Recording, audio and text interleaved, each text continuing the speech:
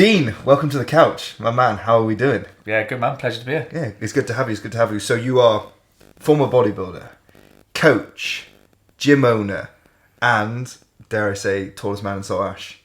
Mate, it's been known that, contrary to belief, but I am actually over 6 foot tall. Like this is just a really long sofa.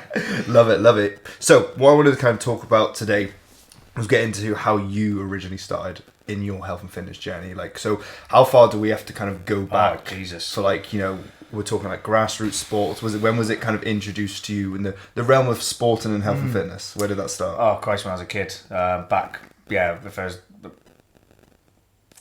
as long as I remember, I played football from like 6-7 years old. Yeah. Played that all the way really through till men's football. But late years of secondary school was probably the time where I took an interest into weight training a bit more. But yeah, football was throughout my whole life. I've followed football for years. Followed obviously football teams. Played football. So whose idea was that to get you into football? Was that your interest as a young kid? Yeah, it's my interest. Yeah. I'm one of 5 boys. Really? Me and my brothers. Yeah, we all love football. Nuts. Yeah, 2 older brothers. There's me and 2 younger brothers, and we just all love football.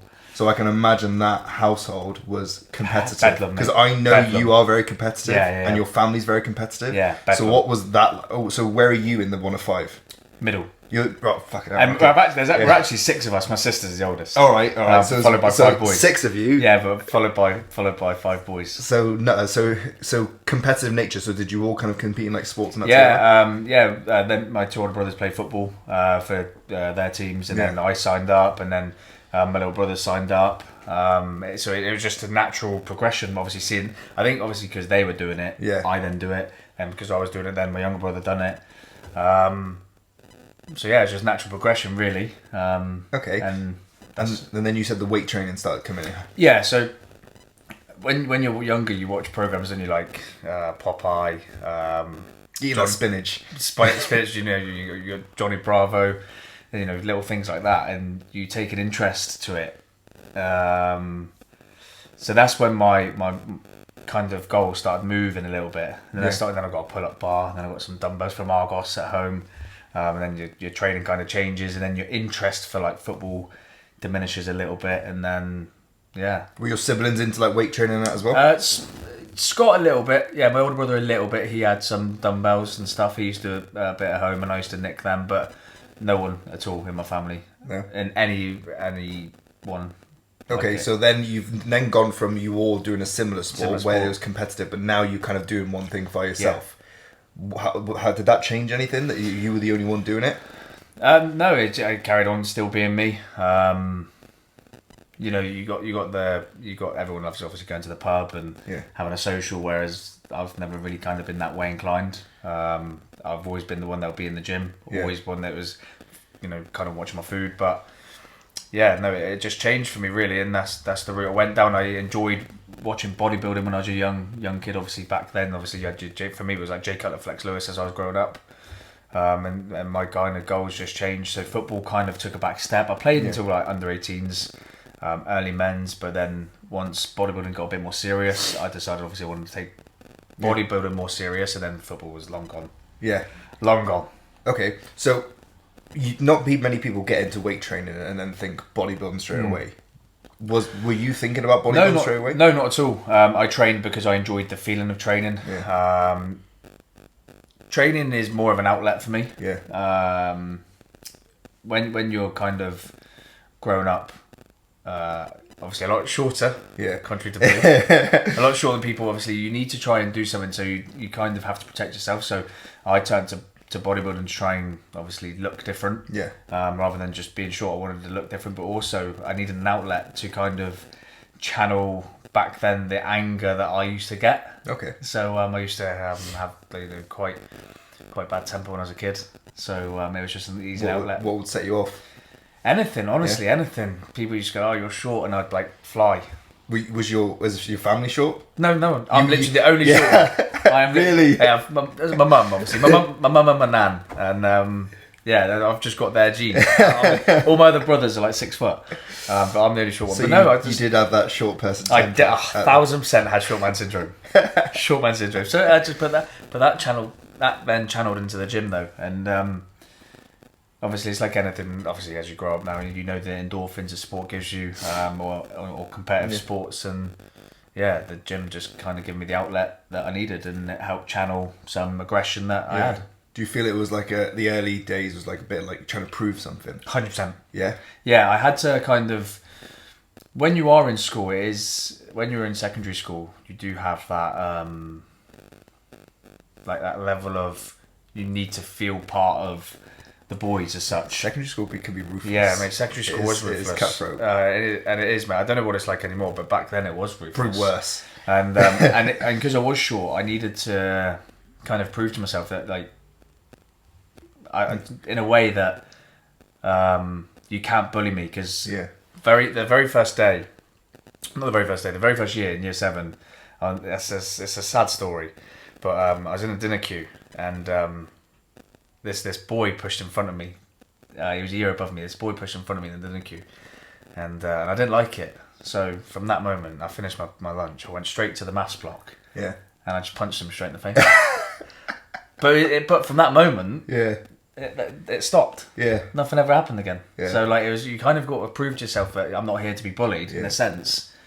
And the weight training helps that. Was that the only instance of bullying? That little bit there, or were there other bits? Yeah. No, that was literally it. Oh, so you literally got it cut stop, straight in the bud. straight it, and then that was it. Yeah. And I think sometimes you've got to have that attitude. Like if someone's gonna try and attempt to have that bullying persona around you, then you need to just put a stop to it. Yeah, you usually hear in the stories like. I think my mum told me a story as well. You just push back, like when you're in. If you do give that retaliation and push back and like stand your ground. Yeah, definitely. And I most of the time. But I also relay that onto my daughter. I relay it onto my nieces and nephews. Like, there's not recently been a bullying going on with my niece, and I say the same to her. She does jiu-jitsu. Yeah. And I say to her, "You've got the skill set to put a stop to this. Yeah. Do it once." And that's the end of it. Yeah, you don't need to break someone's arm, but no, I mean, maybe threaten it. Don't armbar it. Just warn him. Yeah. And then it won't happen again. But also, once that happens once, it will rattle through the school, and they want to do it again. Yeah, I think it's when you start rolling over and taking it and just like accepting it as the norm. And that's the thing is, don't accept it. You don't need to accept it. And I never did. So that's literally how it went. So weight training started. Yeah, I used to live in a little village called St. Dominic. And I used to get my dad to take me to Liscard to go to a gym in Liscard. Okay. 3 days a week, and And now you have a gym in Liscard. Now I have a gym in Liscard, yeah. The gym I actually started at, I don't think was best pleased that I opened the gym in Liscard, but it's natural progression. I think it's a nice poetic circle, man. It's a natural cycle. I knew that we'll probably cross over this at some point, but the gym was always going to do well in Liscard because growing up there was never that option. Yeah. So okay, so bodybuilding. So your weight training was to get bigger. Yep. But you probably didn't know about bodybuilding. What was how did you get introduced to bodybuilding? Was there someone? Was it online? Like what was it? Yeah, obviously I signed up to a gym when I was 17, 18 called Pro Gym in Saltash. Pro Gym is like a bit like Spit and Sawdust, heavy metal kind of gym, which was perfect for me because that's what I liked. And when you're young, going into a gym environment like that, there's obviously a lot of bigger guys. Yeah. You can be quite intimidating, but then you aspire to be that. Yeah. In a way. So you week in, week out, you're training, you see these big guys, you're like, wow, bloody hell, that's cool. Yeah. In a way, and you kind of chase them what they've got. Do you remember feeling a certain way when you're going into those kind of gyms, seeing people like that? Yeah, definitely. Yeah, it was intimidating, but also it made me work hard. Yeah. Like, I wanted to be that I wanted to be that person that was that kid. Yeah. So yeah, they I'll never forget it. There was a few of the boys, Steve Haggart, bless him, Rich Hidley, who is the owner of the gym, just big guys. And at the time when I signed up there, I just wanted to keep on training and pick up tips of the trade of what they were doing. I'd incorporate it, and then as years went on, I think I signed up when I was 18, and then I think my first bodybuilding show was when I was 24. Okay.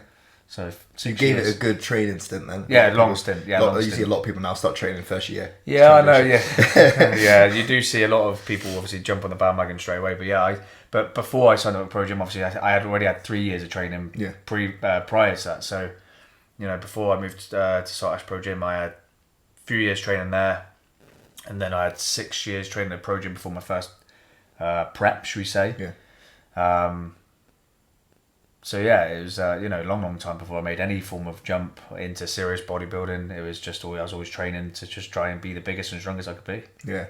Yeah, so I remember the same thing as that, walking into a new gym. I used to train at my school gym, but as soon as I branched out to like a public gym, walking in and seeing some of the bigger guys in there, you're like, it's intimidating at the start, but when you get to know these people, that they were once you. Yeah, definitely. Yeah. And a lot of these people love the gym. They take you under their wing, they'll educate you. And that's the thing, I think, and they just want you to kind of learn and not kind of make the mistakes they made. But then when you're in that position, you then teach the younger people, don't make the same mistakes that you made. But then that's obviously when the coaching kind of comes into it. But yeah, no, it was good times back then. It's just there was no social media, there's none of this kind of.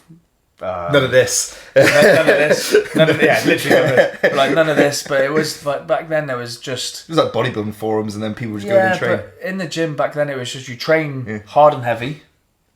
You eat well.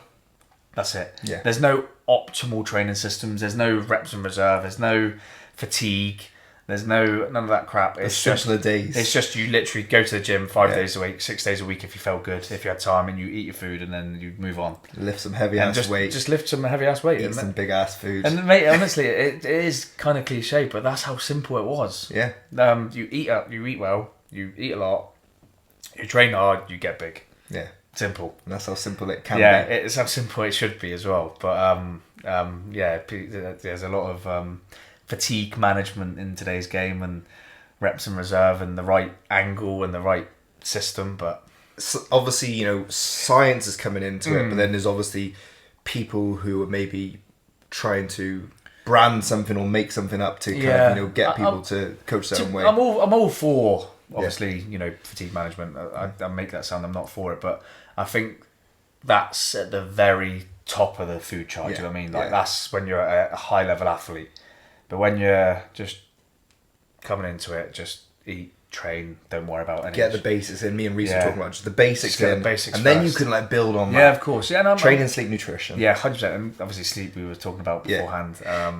It's a big thing, that sleep. But yeah, just train, eat, and enjoy the process. And build it from there. Yeah, just don't start looking at what BCAAs you got to take and all that crap. Fuck that anyway. Oh man, I can't remember the last time I bought some BCAAs.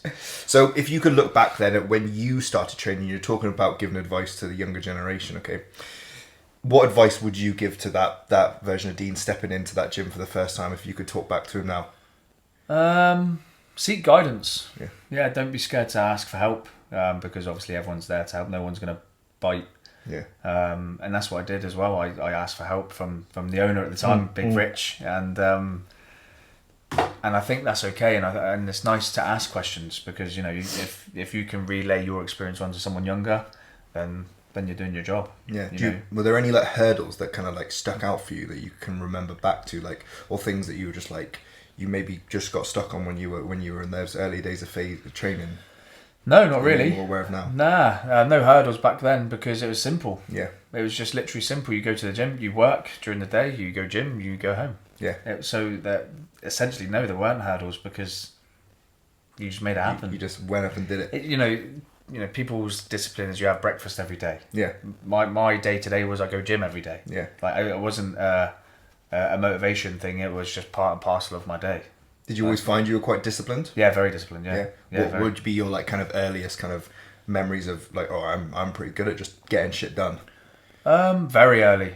Yeah, very early. Football days. Yeah, I used to play. I used to play football every day. If I wasn't playing for club football, it was school football. If it wasn't school football, I was in the Argyle School of Excellence as a kid. So every day was football. Yeah. Every single day, and it was never a case of I can't be bothered to go. It was school football. Yeah. Simple. No, there was no ifs, no buts. Where do you reckon that came from for yourself? Do you reckon that was tied off the competitive nature? Definitely. I think when you are one of 5 boys, yeah, you've got to kind of make your own rod. You've got to make your own way. They're off doing their own thing and I had to do my own thing. As a kid, I was kind of left to my own devices quite a bit. So when I say you're left to your own devices, like I had to make my own route. Yeah. No one was ever going to do it for me. Yeah. So, I just didn't. It was no other way. I didn't even think about any other way. It was I'm playing football. You just thought this is the stuff I This just is have what to I do. want I'm to just do. gonna. Yeah. But also it gave me a friendship circle. Yeah. I've got back then. I had the friendship circle, and they're still my best mates to today. Yeah. And one of them, Sam. That's nice. Gilbert. That's nice. Yeah. That's good. So, That's good that discipline was kind of there from like an early on. And I don't ever rely on motivation. Don't get me wrong, there's days where I can and can't be bothered to do things, but it never prevents me from doing something because motivation is just a feeling. Yeah. I say to my clients, most of the time, I'm not that like, ooh, training. Like, Yeah, no, it's not just at all. like a thing now. No, I It's literally just- said that in a check-in yesterday with one of my clients. I said, like, I'm not motivated Yeah. all the time, Yeah. but I'm disciplined. I still do it, Yeah. Don't get me wrong, it's nice when it's there. It's Yeah. nice when that like, oh, I'm feeling good, Yeah, I'm fresh. excited for it, yeah. Let's get it going. But I'd say the longer I've been training now, there is less of that, and it's just do. Like you said, Yeah. you just do it. Yeah, you turn up, and then maybe once you started training, like started moving, it then comes in. Yeah, You then definitely. got a bit of pump on, feeling warm now, a bit of a sweat, feeling Yeah. good. But it's not like I'm always skipping to training. It's just No, like yeah, it's definitely. But part of the I routine. always know that feeling after you train Yeah. is also what you're chasing. Yeah. Like, I want to feel good. I want to feel better about myself. I feel more energized. So the feeling I always feel after training is well worth that. Fucking rock solid, Ah. rock solid. Yeah, not so much anymore, but but yeah, no, I've never ever questioned any form of training. Like, I often say if I've got training that evening, I say to Louise, my wife, I'll be like, I can't be asked to go, but I'll always have that feeling. But I'll never not go. Yeah, I'll always go. yeah, It's just the way I am. And my daughter's kind of adopted the same. yeah. She has. She's a killer. She's doing. Back when I was in school doing football every day, she's got a club after school every single day. So she does 1 to 3 hours of jiu-jitsu a week. She does 3 hours of gymnastics a week. She does swimming lessons every week. So this is on top of school. So Yeah. she's kind of adopted that in a way, the discipline. She knows if it's a Thursday, like last night for instance, if it's a Thursday at school, then she got hour and a half of gymnastics followed by an hour of jiu-jitsu. Yeah, That's just the way it is. There's no such thing as I can't be bothered, Daddy, or Yeah. this. She's just like, she knows it is, so it's just the way it is. obviously you know what that kind of mindset's done for you. Yeah. How good is that to see, or how do you feel seeing that in your daughter? Yeah, look, it's brilliant. Yeah. Again, going back to the friendship circle, it's that social side of things. She's creating friends outside of school. She's got the skills to have that social circle as she grows up. So for me, it's imperative that she does classes not just for the skill set, but for the social side. And how old is she again? 7. 7. And how long has she kind of had this kind of like routine, or have you seen that she's kind of had this similar she attributes to started. yourself? Yeah, she started probably doing clubs when she was about 4 or 5. Yeah. Gymnastics she started at that age. Swim lessons she started at that age, and then jiu-jitsu she's been doing that for about a year now. Yeah. So yeah, she's exactly the same as me. Do you see yourself in her? Yeah, 100%. Yeah. And I'll never forget it. This was before some of the timetables changed. She would do Monday to Friday, then it would be the weekend off, and she was like, "Well, I've got nothing on the weekends," so she's always looking to do Yeah. something, which is good. And she's not willing to just sit at home and do nothing. And Do you have like, obviously she's 7 now, so she's maybe starting to understand things a little bit more, like maybe what understand motivation, understand she just needs to do the work of it. Yeah, or of course. do you sit down and have to talk to these things about this with her, like Yeah, goals and whatever? I've always said to her, like, if you want something in life, then you've got to work for it. Yeah. You can have whatever you want as long as you put the work in. She sees that me and my wife obviously work hard, business wise, but also in the gym, at football or jiu-jitsu. And I always say, if you want it, you work it. And she does exactly what she does. She just works for it. And it's the same with school. If she wants to be smart and do well, then she's got to put the work in. Yeah. So. And you see in your lad show similar traits. Oh, or is he man. just a little shit? Is he going to be the chaos one? He's the chaos one. But again, like, it's good because there's such a cloud, should we say, over children having a diagnosis with ADHD, and There's obviously a lot of autism coming through with kids at the moment, and you know, again, like you say, science moves, research moves. But for me, the best way to explain my boy is he's just a boy. Yeah. He's just a boy. Yeah. Give him a football. Again, he's just picked up the ball, kicks it around, and he's just being a boy. Is he hectic? Yeah. But would I change that? No. I bet you were hectic. Yeah, I was hectic, boy. But if you're hectic, you can channel that. Yeah. So as he gets older, yeah, he'll be... As soon as he's 3 years old, mate, jiu-jitsu straight away. Because he needs to channel that energy. But yeah, but it's good though. Like my daughter, she works hard, and Arthur will work hard as well. Okay, but so go on. I was just gonna say, but also that comes down from your role models as well. Yeah. I think when they see you do it, they'll follow. Yeah, 100%. And sister, hopefully, there's a little bit of competitive nature as he starts like. Yeah, my daughter is competitive. Arthur will be there like, oh shit, my sister could beat me up. I need to do this. I think the way his traits are going, he will grow up to be like that. But he's got big shoes to fill because she is a beast. She's going to be like fucking Fionn Davis. Mate, she is a beast, mate. Absolutely, she is an absolute beast, man. Yeah, she's going to be a nightmare. Excited to see. So, back to quickly touch on your bodybuilding then. Mm-hmm. What was your experience there? Because 24 you competed? Yeah. And then you did it for like 6 years, wasn't it? Yeah, 6 so years 24, I competed in my first bodybuilding show, Nabba West back then. Prepped under Paul Scarborough, great guy. And then I didn't really ever plan on competing. Yeah. It's just I was in the gym at the same time as like Paul Scarborough was, Graham Fredericks, Martin Winston was back training then. It was like there's a circle, and I saw them doing it. I thought, do you know what? I'll just give it a whirl. No idea how hard it was going to be. Yeah. So I kind of went into it blind, and it was hardest thing ever. Dying for a show. So. Yeah. So explain a prep for some people who don't understand, because you've got your bodybuilding show. Your prep is the bit that usually you like. I'm doing a show, so I need to lose weight to lead up to it. You need to lose body fat, get in condition, and then obviously the bit before that is usually like where you're gaining and get bigger. So explain that kind of process. I went into it blind. Definitely, I needed people who are doing a show, or people who have competed before you. You'll understand as well. Like you don't actually realise the levels you've got to go through to compete. Any sporting accolade I've done was just for that moment. Yeah. But when you're prepping for a show, you've got 16, 20 weeks, you cannot miss a beat for that time. And it is 24/7, 7 days a week for 4 months, 3 months or whatever. And that was hard. I'm competitive and I'm stubborn, but that's hard. So when we're looking over general days on prep, right? What are I know the boxes you've got to tick, but what are the boxes you had to tick? We're talking a daily thing, like you said, for 16 to 20 weeks. Yeah. So food has got to be gram for gram on point. So you got a diet plan from your coach. Food is gram for gram. You can't deter from that. Yeah. That's what you've got to eat, and you got to weigh it. Yeah. Everything's got to be on point. Then you might get like a cardio outlay, so you got to make sure your cardio's done, whether that's an hour, 2 hours a day. You've got to do that. And then you got weight train on top of it, whilst trying to work or have a family, or and it's like that every day. It's tunnel vision, posing. Posing rounds after gym. You got to do some posing rounds, make sure that's all on point. But you got to remember, as your body fat gets lower, your energy gets lower, because obviously that's your energy source. But yeah, I went into it blind. But the weird thing is, you diet down, you do the show, and that camaraderie of being on the stage is like, wow. And you kind of forget about that whole prep. Yeah. But whenever I prep clients, I try and pre-warn them now how hard prep's going to be. Yeah.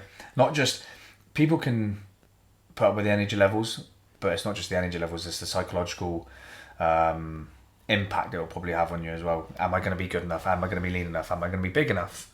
Am I going to look stupid on stage? Is my posing going to be okay? That's probably the biggest thing, is the psychological things that are going to run through your head. It is a big mental challenge. You do have to keep yourself switched on, not just physically, but mentally for all that. Yeah, definitely. Because there's so many things riding on it, and there's so many variables that, can have an effect on the lead up to it. You've got to make sure that like the dominoes are stacked the right way. Because if you start missing things, it's like, oh. Yeah, you cannot miss a beat. And the thing is, you miss a beat, it will show on stage as well. Yeah. So you check with your coach and things aren't going well, your coach will know. Yeah. That you haven't stuck to it. So yeah, you don't want to let yourself down, you don't want to let your coach down, but you don't want to let other people in the gym down either. So it's a big thing competing. Back then as well, it's obviously very popular now, which is great, but it's a big thing competing. Dieting, no eat meals out with your partner, no life. Like it's a big thing. So you were with your missus during the times you were bodybuilding? I've been with Louise now. Poor maid. I've been with Louise since 2010. Yeah. She's seen me obviously playing football. She obviously know I was in the gym at that point anyway when we got together. And then obviously in the world of bodybuilding, I got more into bodybuilding, and she saw me go through all that. So she's seen me chop and change through sport quite a bit, yeah. But underlying is probably just you've been consistent. Whatever you've been doing, whatever I've done, the discipline and motivation to wherever your channel has been there. Yeah. So your kind of discipline to just turn up and do what you're doing. How has that impacted your relationship? Would you say? Do you know what? If anything, no, she's a godsend. Whatever I've said I'm doing, never once has she said, "Oh, do you think you should?" She's always gone, "Yeah, go on then," and backed me 1,000%. I think for you to be successful as well, you need a strong supporter, and if anything, she supports me in everything. Never once, even from the moment of obviously just going to the gym generically to then wanting to bodybuilding. Obviously, with bodybuilding comes extra supplementation, going from a natural athlete into an enhanced athlete. Again, she didn't bat an eyelid. She just supported me. So, for all that, she didn't bat an eyelid. She just supported me all the way through it. Never once has she said, "I don't think you should do that." That's good. Ever. That's good. So you said enhanced athlete then? Enhanced athlete, yeah. How long were you enhanced? So I probably went enhanced for my first show. I didn't do an off-season leading into that show enhanced. Yeah. I went enhanced for the show. Okay, so you started taking gear from prep. Yeah, so from prep. So probably around 24 years old. 2016. So would I have been 24? How many years ago is that? 2016. 8 years ago. So 24. Yeah. So I was 24 years old, but by that point I'd already been training for 9 years. Yeah. So I was a natural athlete for 9 years. Went enhanced for the show. Did I go into it blind? Yes. I just listened to my coach. Yeah. Again, there's no research like you have now. Yeah. Any of my clients that obviously are enhanced, I always say do your own research, make sure you're happy, get blood tests. But back then, you just listen to your coach, you go enhanced. Yeah. So I was enhanced then, and I probably didn't stop until 2021, 2022, when me and my wife decided to have a second baby. So then obviously I come away from it. So yeah, I've probably been on and off anabolics for 8 years. So what was it like taking steroids? First time, you've never done it before. Honest, scary, so scary. Yeah, because you're putting a foreign substance in your body, but also a big thing with anabolics is it is scary, man. You know, you don't know what you're doing. Yeah. As such, but you're just putting your trust in the coach. You put my trust in the coach, but also you got to remember as well. I think obviously anabolics got a very, very grey cloud over it, and rightly so because people abuse it. There's always use and abuse of everything. But I always say if you're going to do it for a purpose. Do it for a sport, whatever that sport may be. Do it for a purpose. So mine was always to bodybuild. Yeah. When I decided to come away from bodybuilding in 2020, 2021 to obviously focus on a kid, I come off it because I was like, that's it. So I've only ever used with an aim to compete. And I think obviously a lot of people should do that. But yeah, it's scary. I'll never forget the first time I was going to make that jump. I was in the bathroom for about an hour. And I come out and Louise was like, it looked like you've seen a ghost. And I was like, yeah, it's not nice. It's not nice. But yeah, no, I don't regret it. It's educated me. It's helped me to be where I am now with the education I've got through experience, trial and error, what works, what doesn't work for me. Yeah. But yeah, I just kind of followed the coaches back then. I got within the circle. Yes. But obviously, when you're a young kid in the gym, you got to kind of get big enough to get within that circle. Mm-hmm. And then I was in that circle, and then anabolic use, steroid use. Been there, done that, wore the t-shirt many times over. Love it. So would you, obviously you know a lot more now about the whole health and fitness thing. What advice would you give to that 24-year-old that was like, right, about to start taking gear? Would you say push it back a little bit? Would you say don't do it? I think, or are you glad you did it and had that experience? It's a weird one because if you put on paper a 24-year-old taking anabolics, you think, wow, that's young. Yeah. But when you think I had already had 9 years of training, it's in today's game is quite a lot. Yeah. Before anybody makes that jump. Do I regret it? No. Do I regret starting that young? No. Because that show then led on to more, then that which led on to another show, but no, I wouldn't change a thing. It's just scary. Yeah, scary to be honest. But back then I wasn't a guy that wasn't drinking, wasn't doing recreational drugs. Whilst people were always probably out partying on the weekends, I wasn't doing that. So my recreational was bodybuilding. So choose your poison. Choose your poison. And that's true though. You do choose your poison. And that was my poison. I was bodybuilding from then on. I never really hid it. I've never really hid the fact. The only person who I needed to be honest with was Louise. Yeah. Other than that, here's what it is. If someone comes up to me and goes, "Oh, you do steroids," I'm like, cool. Yeah, cool. Me. Yeah, that's me. Well done. What are you trying to prove? Yeah, what do you want from that? And 9 times out of 10 they'll go, "Oh, okay." I feel more people mention it not because of you. They do it to kind of reinforce something in themselves. For example, if you're in good shape, if you're achieving something, strength way, fitness ways, or physique ways, and you've done it enhanced, and they're maybe in a crap place naturally, it reinforces. Well, he's only done that because he's on steroids. Don't get me wrong. Obviously, anabolics help a great deal. Yeah, but it means nothing. Yeah. You still got to eat well. You still got to train. You still got to do everything that anybody naturally has to do, but assisted. We've both seen people who are enhanced who look and perform shockingly. Horrendously. Yeah, they look horrible. I've had people come up to you telling me they're taking stuff, and I'm gobsmacked because I can't believe it. But that's when you got to fuel it. At the end of the day, like, it's not a magic potion. Can be, if you've worked with it correctly, but a lot of people get it wrong. So as someone who's experienced in it, then there's obviously a lot of young lads getting into it very early on, training wise. I know people who are like less than a year training. Yeah. They're starting to take, Psalms or they're just buying it from, the guy at the gym, stuff like that. Yeah. What would your, as a summary advice be to them? Going back to when I said I was starting, I was that little kid looking up. I'm now up that top of the chain, and a lot of people come to me, and I always say, do your research. Yeah. Make sure that's what you want, especially because I do have young lads come up to me telling me they want to take this, out, the other. And I say, we'll train for long and hard periods first. Diet needs to be good, but also they need to know what they're doing. Like, kids need to know what they're doing, what they're going to put in their body. How's their blood work? Bloods have to be this imperative for any athlete to do blood work, especially now because it's at your disposal. Yeah. Whereas back then it wasn't. But yeah, blood's a big thing. So yeah, I try and push them, make them not to. Just be smart with it. Yeah, just don't be an idiot. Don't just listen to the first bodybuilder that talks to you in the gym. Especially if they're trying to sell it, because there's a motivation behind it then. Yeah, definitely. I mean, I don't have anybody luckily selling stuff out of my gyms, which again is a big thing, because you haven't got that big guy in the corner selling stuff, which is good.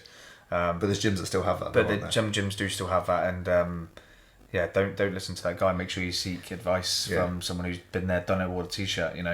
I was lucky that enough. I had good coaches, Rich, the owner, that had very good experience with it. But there's gyms out there that don't have that. Fucking hell, yeah. So when did coaching come into play for you then? You started training, entering that gym at 18. Yeah. Did you ever think about being a personal trainer? Yeah, so going way back to when I was in the gym, when I was 18, I was actually labouring on a job, and I was loading out a house of fireboard, plasterboards. And mate, I hated it so much. And I was like, what am I doing? Why didn't I follow something I enjoy? So that day, bless my mum, Louise's mum and dad. I've not been Louise long, and made it known that obviously I want to make the jump into the health and fitness industry. Yeah. They paid for me. They lent me the money to. Happy days. They lent me the money to do my level 2 and level 3. Yeah. With the training room back then. Mm-hmm. And I told them what I want to do, and they helped me do it. They helped me pay for the course, and I done my level 2 and level 3. Passed that, and then I got a job as a gym instructor at the Leisure Centre. That's when I met Lauren. Yeah. What year was that? That must have been 2011. How old are you then? 19. 19, yeah. Started your training. Yeah, literally. So yeah, just obviously I started training at 15. I was at Pro Gym. My training got a bit more serious, and then I hated the job I was in. Obviously, everyone's got control over what they can and can't do in life. But if they want to sit through life and do shit they don't want to do, then fair enough. But I wasn't willing to do that, so I took action. done the courses, got a job in the gym as a gym instructor, which was programming, cleaning the gym, making sure obviously it's all safe. And then 2013, I got a job down in China Fleet. So I'd been in the gym industry for quite a while, helping people program and stuff, doing things lightly. But then, as my competitive edge got more and more and more, I then wanted to help people more myself. So then I started helping people one-to-one on the side. So I started helping people one-to-one on the side as like a face-to-face thing. Yeah. Was that at China Fleet? No, it was at the Pro Gym. Okay. Yeah, Rich let me take some clients out there on a Nice. one-to-one basis. Initially, it was for free because I just enjoyed it. Yeah. So, I put people through sessions and people loved it because I was kind of old school. It was you come in, you get beasted, you go home, and people loved it. Then it became a service, and then I was like, I can't do this for free anymore. Yeah. So, still working at China Fleet, working one-to-one at Pro Gym and for Richie. And then, obviously, as time went on, obviously social media come out a bit more. You had Instagram, you got Facebook doing more, and that's when things become more online.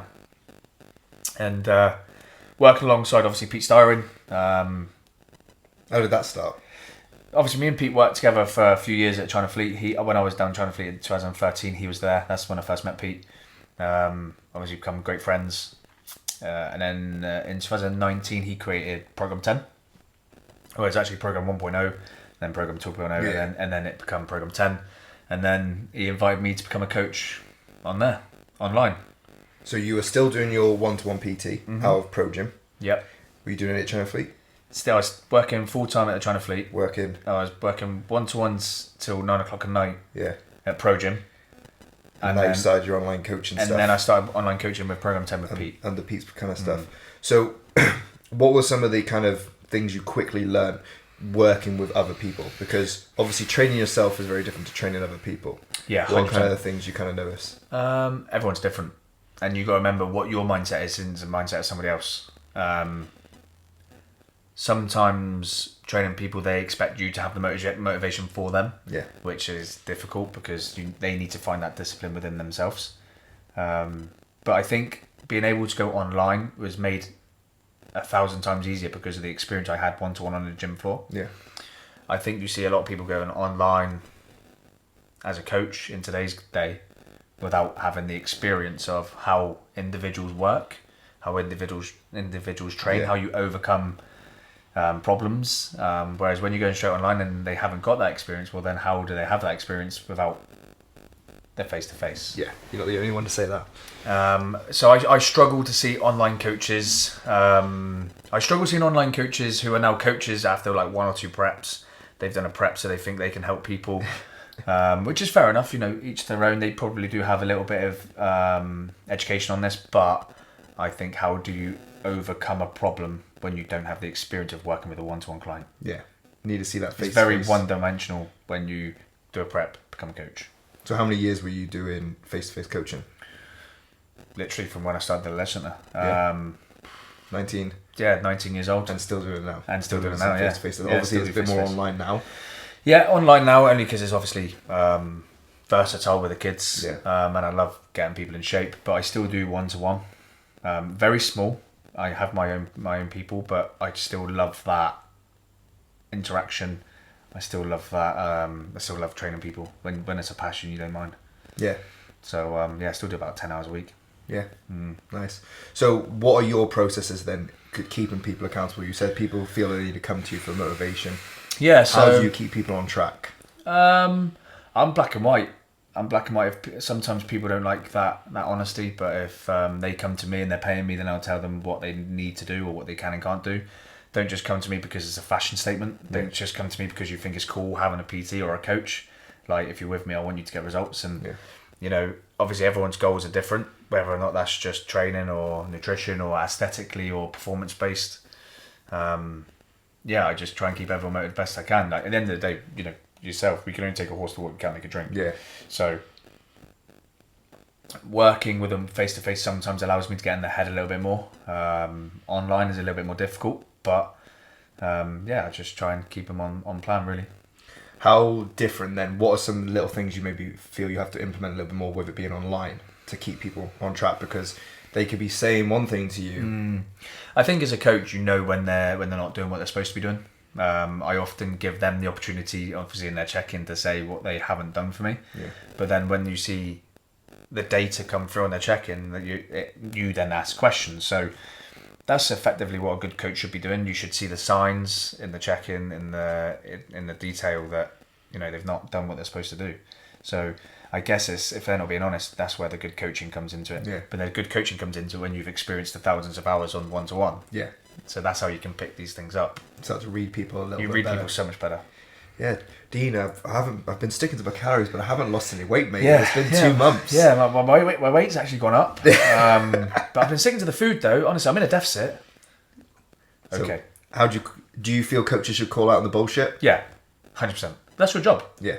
Your job is to call out the bullshit. Yeah. There's no point pussyfooting around it, and regardless, you will not always be the coach for someone. Clients are always going to come and go. But my approach is, if I don't think they're doing it, I'll tell them. I'll look at MFP or go through their food, and I'll go through their tracking. Then I look at their weight, and then I'm like, I look at their physique, and I'm like, it doesn't add up. And I tell them. Yeah. You haven't been doing. You haven't been doing the work. You've been skipping over it. Literally. You're telling me you're eating these things, but we know you're eating more. Yeah, it's literally. So I don't care. I'll call them out. Point blank. And you need to, but that's effectively your job. Obviously, every person is different, don't get me wrong. Yeah. You've got to assess it. I'm not just going to say, you're a liar. You've Yeah. got to assess it to each individual, because sometimes their mindset might be a little bit different. Yeah. So you have got to obviously teach each individual differently. Again, this goes down to learning your client or teaching about your client. Yeah, so you What are your kind of clients at the moment then? Who are the kind of people you tend to work with? What are their goals? A lot of my online team at the moment, I've got a couple of competitors for bodybuilding. Yeah. I have got a couple of lifestyle, mostly aesthetic based. Yeah. But I try to work on their mindset as well, because I think nutrition and training is a byproduct of having a good mentality. Yeah. I think if you've not got that strong mentality and strong mindset, then you're not going to be able to diet or train well. So I try and make sure that their fundamentals of their day-to-day and their mindset is right, and then the nutrition and training is a byproduct. And then they can get their goals from being on point with their mindset. Yeah. So I always work from the mind down. So spiritual. So spiritual. Aligning someone's chakras. But it is, but I think if you're not in the right headspace, how can you achieve if you're not in the right headspace? Yeah. I get, obviously we're different because we just do it, but when someone's not in the right headspace, you've got to work on that first. Yeah.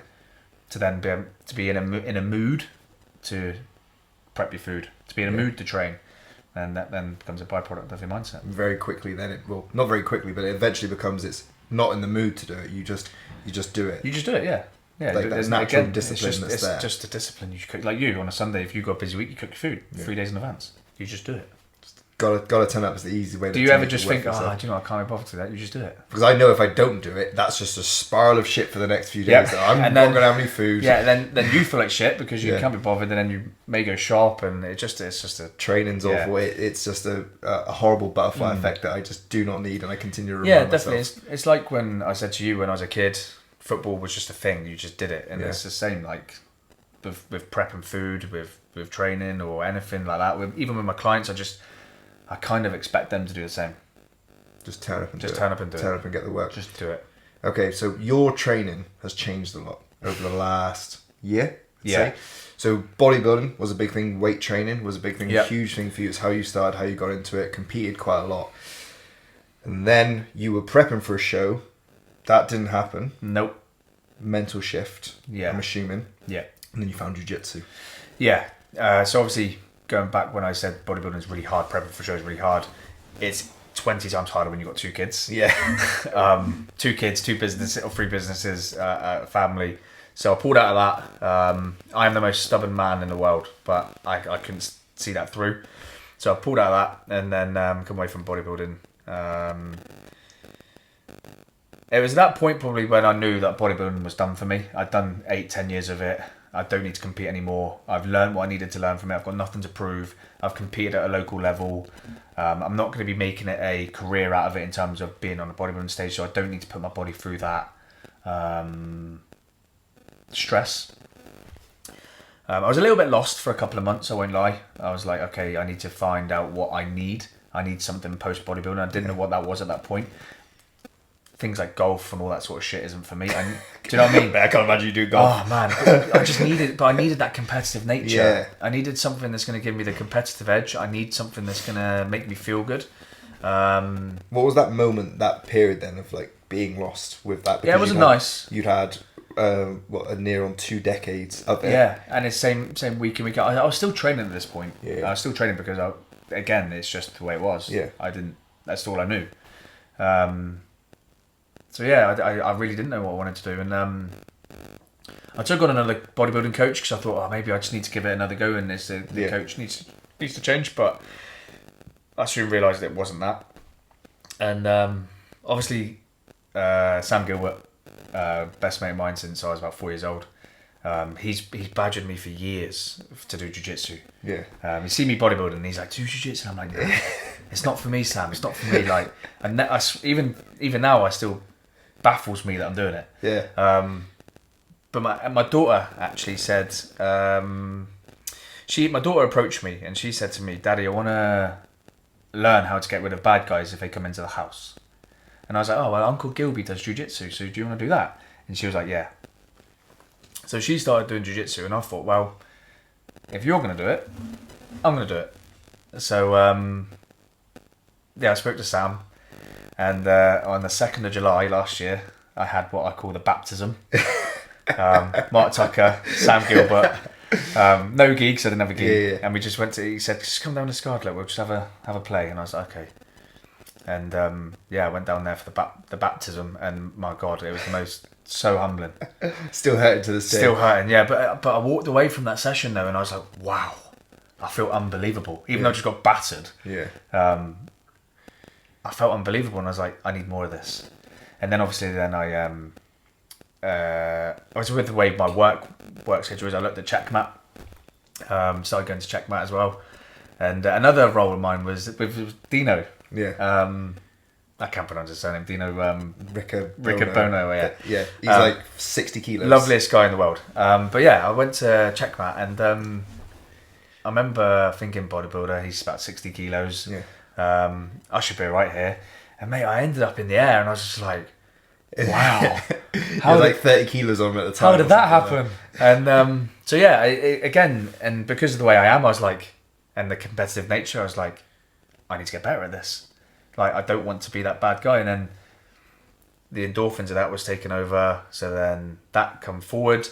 Bodybuilding took a step back because the jiu-jitsu had replaced that for me, the competitive nature. And so July the 2nd was the start of my jiu-jitsu career, training with Mark Tucker, Sam Gilbert from the Scard, and then I was doing one-to-ones with Ian, bless him. And then just any hour I was just on the mats to try and get better. Almost 12 months in, and I feel like I can't believe I've had life without jiu-jitsu. Yeah.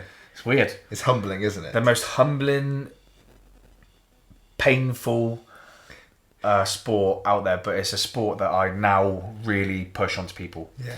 And the reason why it's better for me is because, another reason why I stopped bodybuilding was because of health.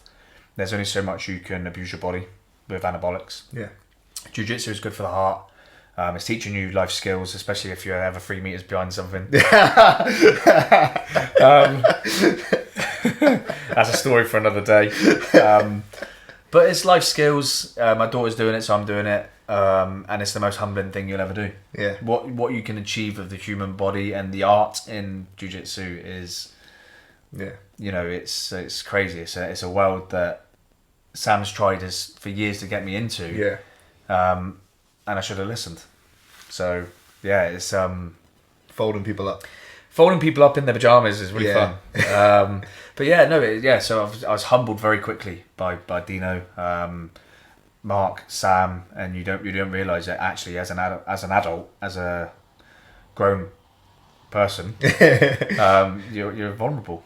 so vulnerable. So it's good fun, man. And the similarities probably to bodybuilding. It's now the competitiveness that's come across that's so addictive. It's a new challenge. Yeah, you kind of push yourself because you've always seemed to do something that is challenging you, and this is like now that next kind of phase for yourself that's kind of feeding that desire to want to better yourself in a new way. Yeah, definitely. So with obviously bodybuilding, I used to compete, but you used to go through 3-4 months of hell with that. Yeah. But with jiu-jitsu, you can compete and you don't have to go through hell for that. The barrier to entry is obviously a lot simpler. My first competition in jiu-jitsu was the National Masters in September, so I'd only been training for like 8 weeks.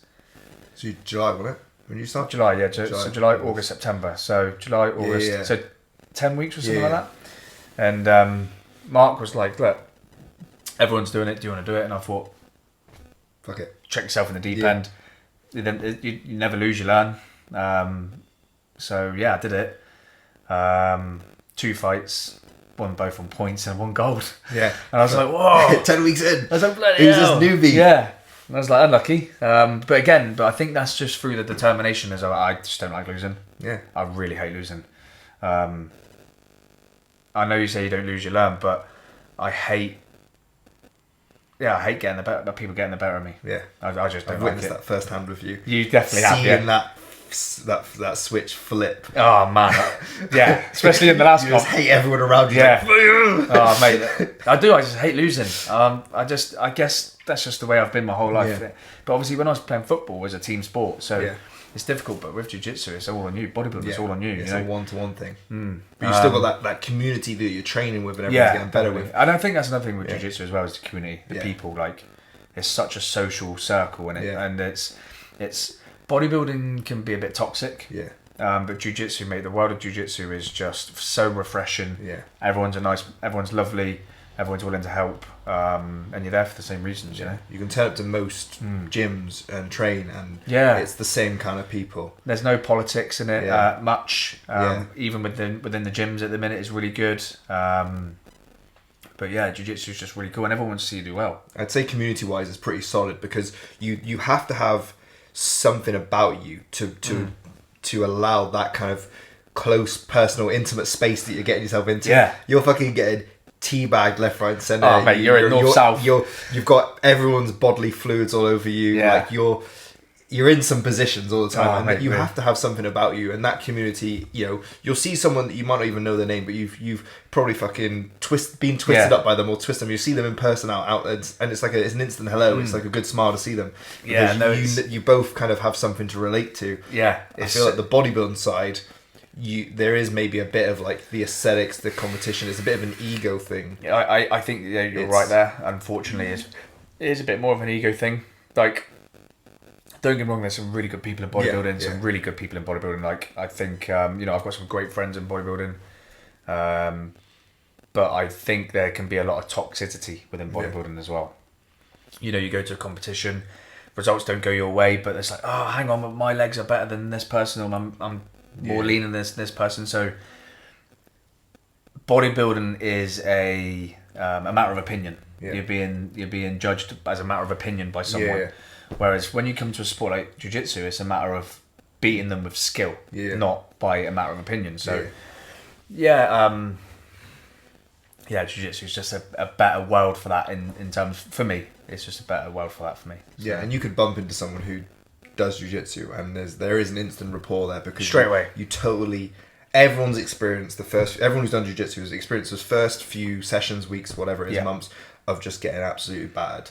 You still get battered all the way through, but like the starting phase, everyone can relate to that from jiu-jitsu and just how humbling it is. Yeah, definitely, and I think that's the thing. Like, it kind of resets everyone to the same level. Yeah, 100%. And because we've all started at the same level, like bodybuilding, there's a level of genetics within it. So, some people have better genetics than others, which is fair enough. But with jiu-jitsu, you all start as a white belt. Yeah, and you've all start with getting battered at the beginning. Doesn't matter how big or strong that you came in. It means nothing. You can have some level of athleticism that helps you, but it only gets you so far, and that's the humbling thing with jiu-jitsu. So, my daughter obviously does it. I do it, and I'm a big advocate for it as well. Yeah, big advocate for it. So, did I expect to still be doing it almost 12 months on? No.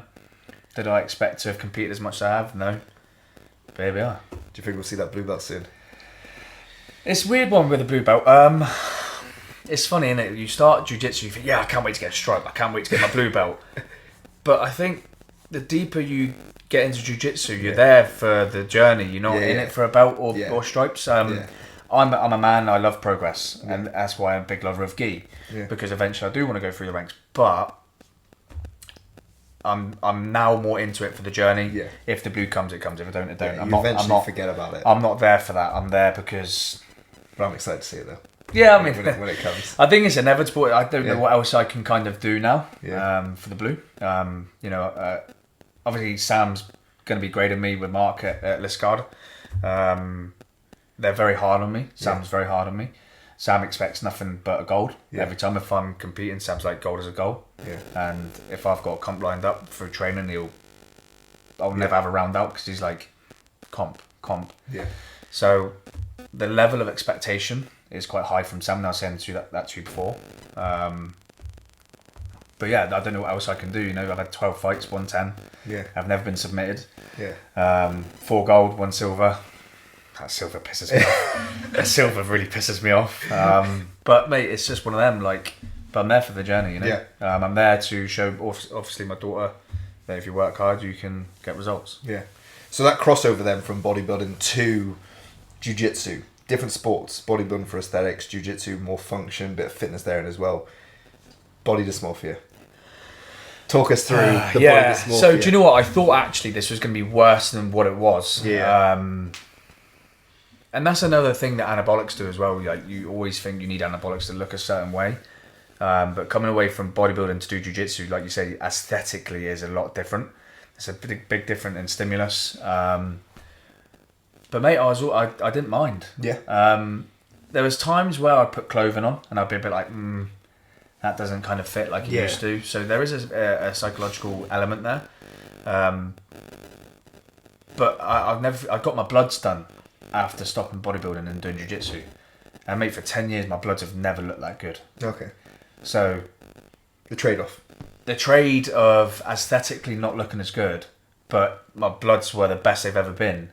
You've kind of got to weigh that up. Yeah. And I don't get me wrong, like, I'm currently back training at the minute, only because I'm going on a holiday next week, just so I don't look like a bag of dicks on holiday. But I'm not bothered. Yeah. I thought I would be more bothered, but again, I've got nothing to prove. Yeah.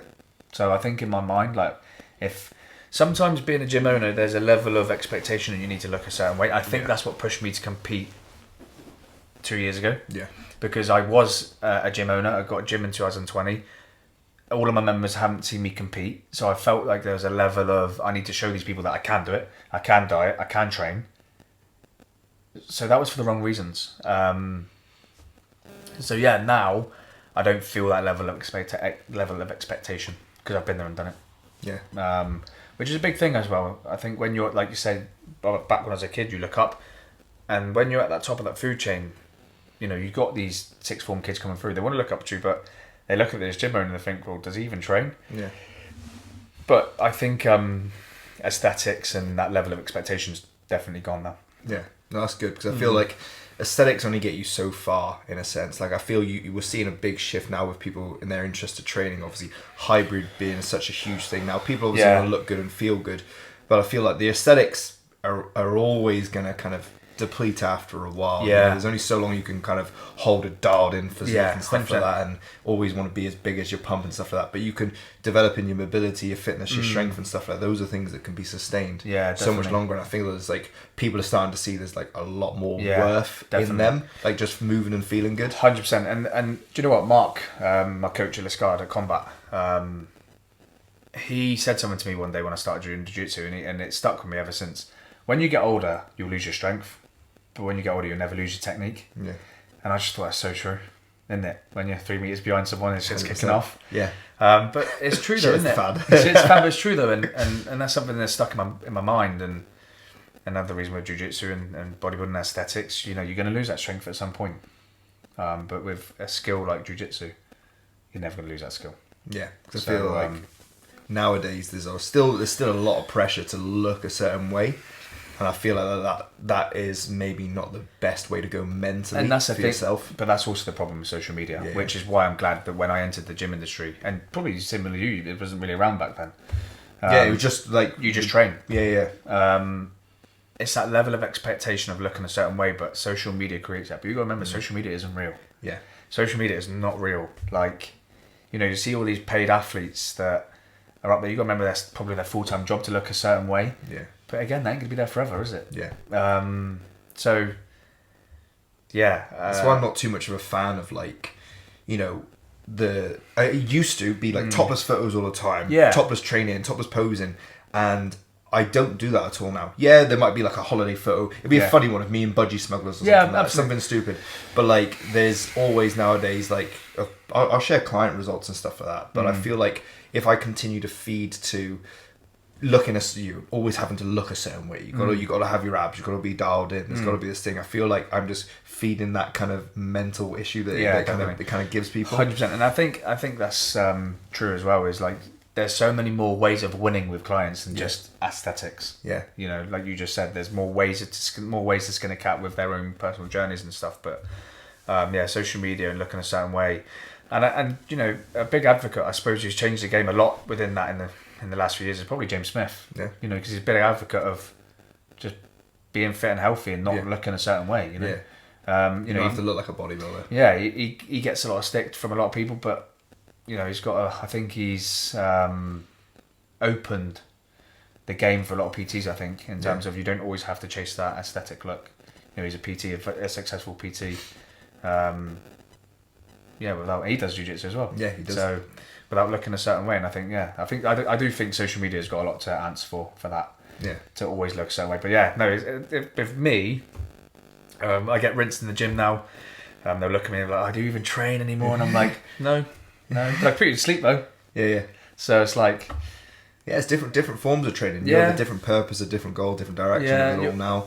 And people, because I was always deemed the bodybuilder, and because that's no longer. Obviously, people do say, "Do you even train anymore?" You're going to be Dean the Boulder. Dean the Boulder, yeah. In jiu-jitsu, rolling around on the floor. I know, mate. I know. I still get battered every week. It's just a big change, a big shift, but it's one that I'm all for. To be fair, my body feels like it's been beaten. Yeah. It's a cracking sport, man. Do you have any advice for people who maybe deal with a bit of body dysmorphia? Either comparing it to former selves or their former version of themselves or other people. I feel body dysmorphia gets worse the more you train aesthetically. My body dysmorphia when I was bodybuilding was horrendous. Like, I guess that's what drives you to do well because you always want more. But the more I trained, the more it got worse. But when I stopped and had that level of expectation, you got to remember, like, what are you doing it for? Yeah. Like, who are you doing it for? Are you doing it for yourself or are you doing it to prove something? Back when I was a kid, I'd done it to prove something, but now, who do I need to seek that from, apart from me? So you're saying maybe find something that's not so aesthetics focused. If something is creating that negativity within you, you need to address that and wonder why. Yeah. Yes, I want people to be fit and healthy. I'm not saying for people to not train for aesthetics because obviously there's a goal there. But if it's also creating a negative mindset in a way that it's not impacting you in a positive manner, then you need to address that. Yeah. Because you're doing it for all the wrong reasons. Social media, probably. Yes, I think that's some good advice. I think that's some good advice. I do think you're trying to be accepted on social media, or like you're trying to grow your following because you've got to look a certain way. But why lose your identity trying to do that? Yeah, you're never going to be the biggest. You're never going to be the biggest, leanest, the fastest. You got to remember, even the best guys in the world at the Olympia, like last year, which is the top of the top, even they get critiqued. Yeah. They'll do Mr. Olympia. You got top 10, and you still got people saying, "Oh, he shouldn't be in top 10." Yeah. Oh, he shouldn't be there. Yeah. Oh, his legs aren't this. Best physiques in the world. And his legs aren't this. His back's not that. And I'm thinking, this is 10 best physiques in the world here. So there's a level of being judged by someone who's got the same structure as this mic stand. Yeah, exactly. Cheers to Timmy sat at home on his bench saying, them legs are shit. It's social media. Yeah. So I think that's probably another reason why I'm glad to be out of it. Yeah. You know, done my bit, done my thing. Proved to clients I can do it, but I've also proved I can change my mindset and do something else. Yeah. No, that's good. Without even thinking about it. That's good. Let's go back to business then. So you went from personal training. Yeah. And then the gyms began. Yeah, so how did that start? Obviously I was running Pro Gym for Richie for years, from like 2011, 2012. Working, obviously doing one-to-ones in there. I was a senior figure at the China Fleet for years. So I understood logistics of obviously running, not necessarily running a gym, but how to run day to day from China Fleet and Pro Gym. When COVID hit, I was always going to take over Pro Gym. It was just a matter of when. Yeah. When COVID hit, Richie had one in Bodmin, one in Saltash, and obviously with the legislations and all that sort of stuff that come out after COVID, what you need to do with gyms, like maximum people, cleaning equipment and stuff like that. Rich couldn't do both, so he gave me the opportunity and he said, would you want to take over that gym now? So this was back in, so COVID hit in March 2020. Yeah, 2020. Lockdown happened, gyms closed, and during when they were closed, I was then given the opportunity, when they opened, do I want to take it? To which a lot of people would probably say no, because obviously gyms are shut, whereas I said yes. You know, hindsight, should have, would have, could have, so I took the jump. I took it off him. The handover happened in August 2020. I rebranded Pro Gym to Dark Performance, which is my touch, my brand, because I wanted to have my kind of thing on it, my stamp. So Dark Performance, August 2020. We had 2 lockdowns after that, which is scary after investing. You just bought a gym. I just bought a gym. And I can't even open it. Yeah, I've just bought a gym and there's another 2 lockdowns, which is not great, but thankfully the members at the time were amazing with me. Yeah. They a lot of them kept their subscription, and it wouldn't have been possible without them. Yeah. You know, bills coming through, rent and all that sort of stuff. So I made the jump into August 2020, but I was on furlough at China Fleet at this point. So I actually had to hand my notice in because I was still getting paid. I was like, okay, guys, I'm not coming back. So it all happened quite quick. Yeah. So that was August 2020. Again, Sam Gilbert, best mate of mine. We always said that we was going to open a gym. It was always going to be we open a gym. If I didn't buy Saltash, it was always my contingency to open a gym in Liscard. Yeah. So we went to a wedding, a good friend of ours' wedding at Christmas 2020. 15 people at the wedding.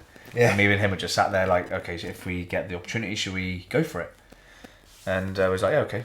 So January come round, we saw a unit in Liscard, an old police station. It was like, we'll just view it. This is only early days into looking into a second gym. Yeah. And we was like, yeah, right. So we went to view it, and it was tiny, and we was like, no, this ain't gonna work.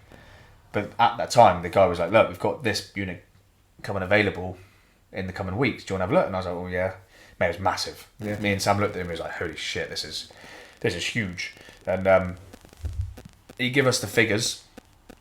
This is a lot bigger than what we could chew at the time. Yeah. Give us the figures of the unit. It was like massive money. Like, I think it was like, you're talking 20 grand a year.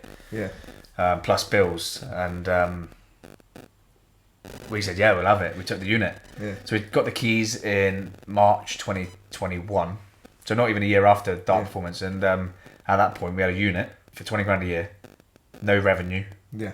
no members. We started to fill it with kit. Yeah. What was that like? Oh man, it was. You like look at each other. What the fuck have we done?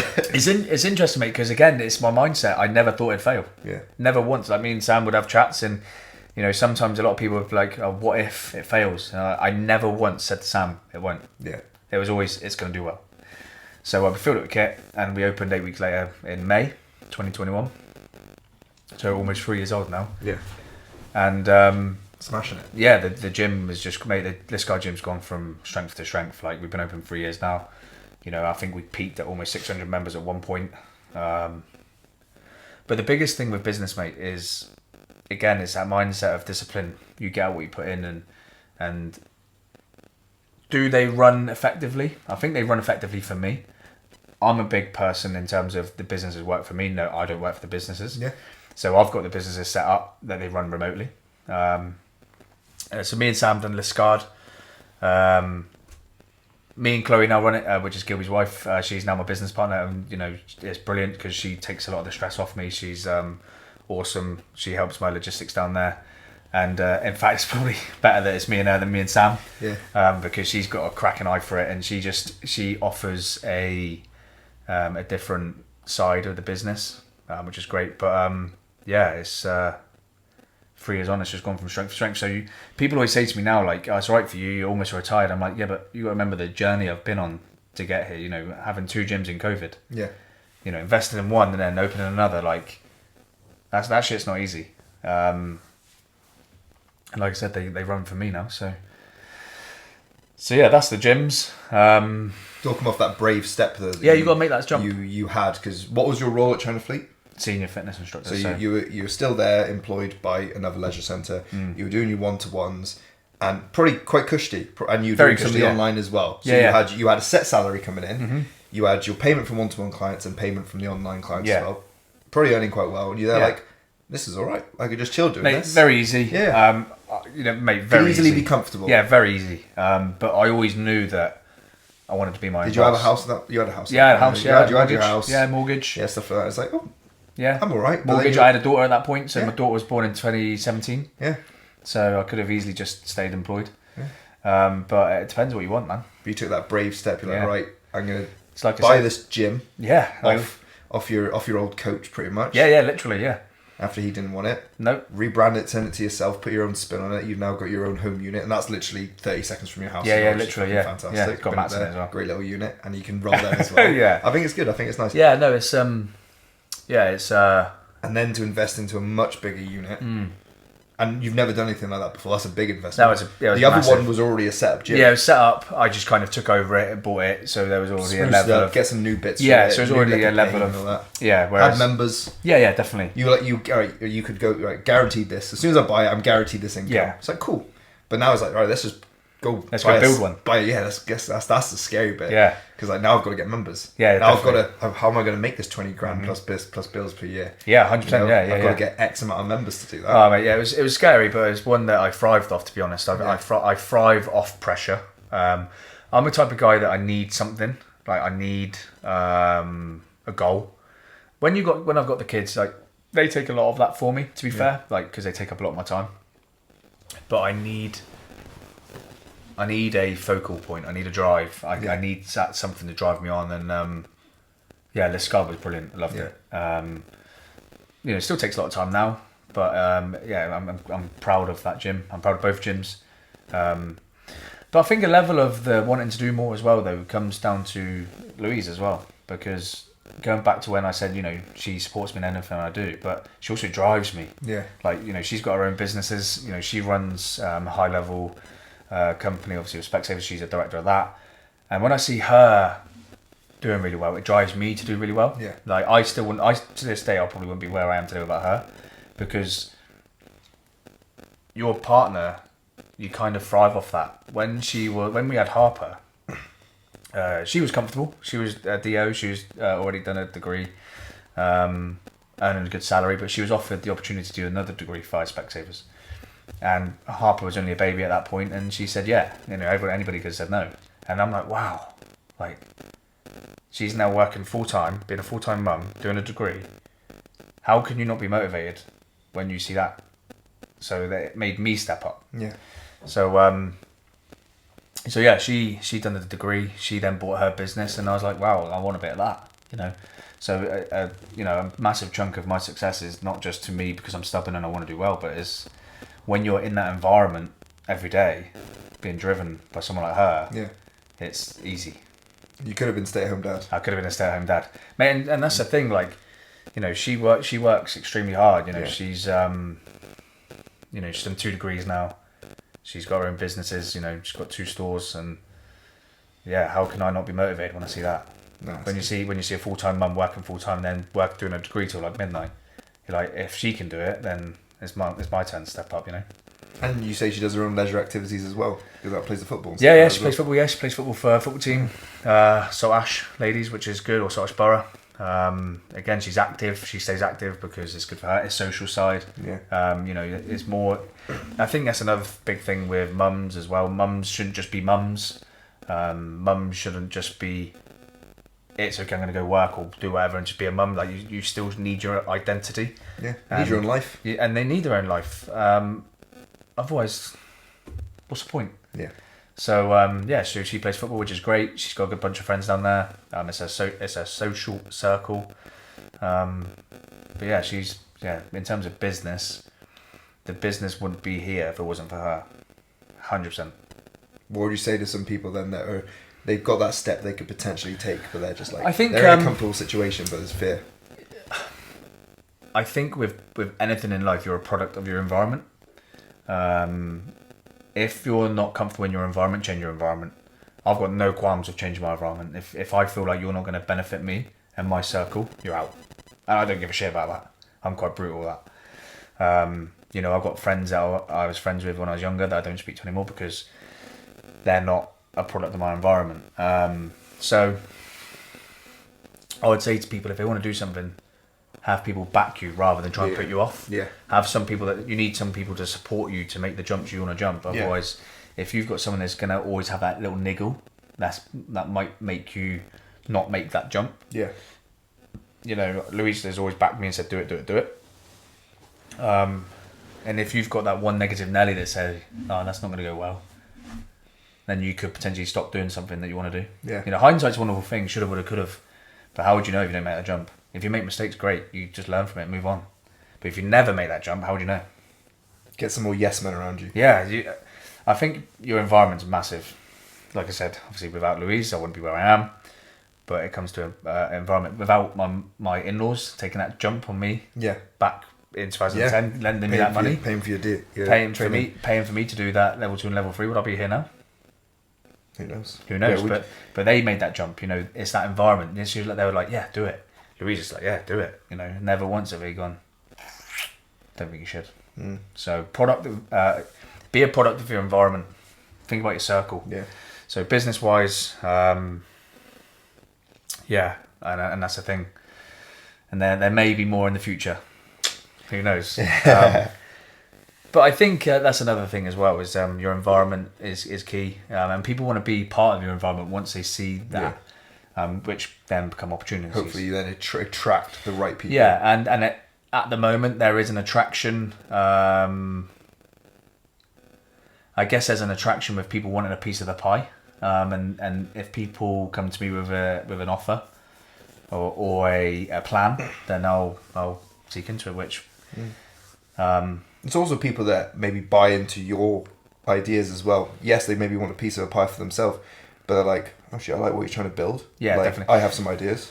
Yeah, and definitely. I mean, it depends what you deem as successful as well. Like, I don't deem myself as successful through income and financially.